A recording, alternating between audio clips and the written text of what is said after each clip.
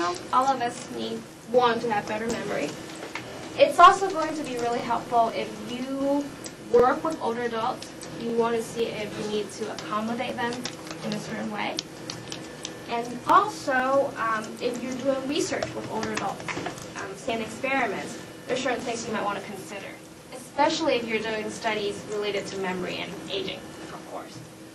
So it seems like if you give them more time, you allow them to get really engaged in the material, they pace themselves, they tend to encode and memorize things better. So that is the first thing. Self-testing.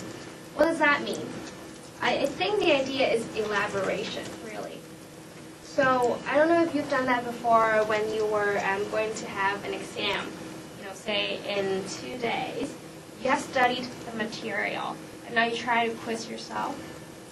Go back to it and think about, okay, how might I be able to answer this question? So if I get asked this question, what am I going to say? So the idea is to rehearse, to elaborate, to help yourself better memorize things. And it helps. It helps teenagers, it helps kids, it helps a lot of people. Increased motivation. We talked about motivation earlier. It's very interesting because when it comes to, especially if you're studying, doing study research with older adults, a lot of times they would say, why do I have to memorize this list of unrelated, boring list of words? Why do I have to do that? I've seen a lot of those. And then if you try to explain to them, well, this study is really important, it tests your memory, we want to see how you're doing today, it will better inform your healthcare plan. And plus, if you're actually not demented, but you perform really terribly just because you're not motivated, then we're going to tell your primary care physician that you may have a dementia and you may not be able to drive anymore. No, we don't make it sound that terrible. But the idea is that when people are motivated, they would pay more attention. If they pay more attention, if they try harder, then typically they would be better able to encode and also store the information. So these are things we've talked about already. Reducing anxiety, like the earlier example about emotion, inhibition, distracting thoughts. If you're really anxious, you're spending most of your time trying to make yourself less anxious. And then you can't think. When you're really anxious, it's like there's nothing else in your head. So that is going to make learning much harder. So we want to make sure that they're not very nervous or anxious. And it's true, if you are testing an older adult's memory for the first time, if they think they have a problem, it's likely that they will be very nervous, which brings to mind the priming examples that were given earlier. There's a huge literature on priming.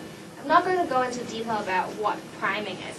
The key concept is that if people have lower self-efficacy about their memory, just like in the Stein paper, where they talk about self-efficacy about their memory performance, whether it's because they just don't have a very good idea about themselves, or because of priming, because you prime them to think that with age, my memory's going to suck. If you prime them with those messages and terrible ideas about aging and so on, people may become more nervous and they may not perform as well either. So it doesn't have to be because of the priming that they become anxious and so they don't do well. But because priming in itself can also have that effect. But that may be another reason why people become anxious about their memory performance. Now, meaningful and familiar material, very similar to the idea of motivation. If something is meaningful, if they know that it's going to be a matter of life and death about whether they can drive or not drive, probably try harder. Just level recall.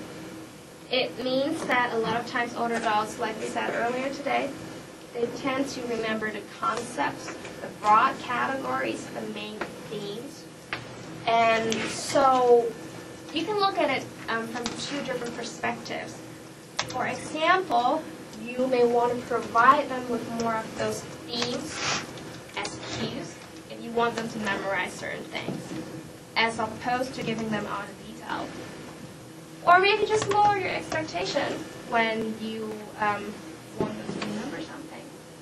Just don't assume that they're going to remember, everything. I mean, it can be looked at in different ways, but I guess maybe for the benefit of the class and so on, it's going to be the idea that providing themes, key ideas, it can help them as an environmental cue for elaboration as well. And which is related to the very final point, trying to relate material to their semantic memory, trying to bring to mind categories and things that are already very well learned, as opposed to introducing everything as a new concept. So trying to remind you that whatever I'm talking about today are things that you've probably learned before. If you are familiar with, how the computer how the computer operates, then probably you can try to map some of these things back to what you already know about computer. Or if there's a better metaphor or a different story that could help you memorize things that you learned today, you can do that as well, as long as it's some semantic memory or something that's relatively permanent in your storage system, whatever it is. Questions? No? I think it's 4 o'clock already, so... Oh, we have 1 more minute. Take-home lessons. Again, very self-explanatory. Just want to remind you that memory is very complex. Many, many things are involved. They're interconnected. They're interrelated.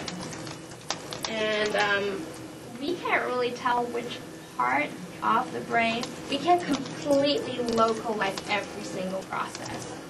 It's different from a computer where you can, say, oh, I see this, I see that, and I see that.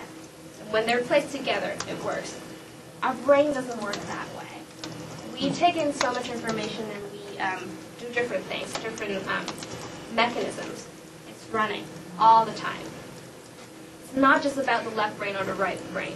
Your entire brain is working right now. I hope. Now, memory change with age is on a continuum. It's not all or none.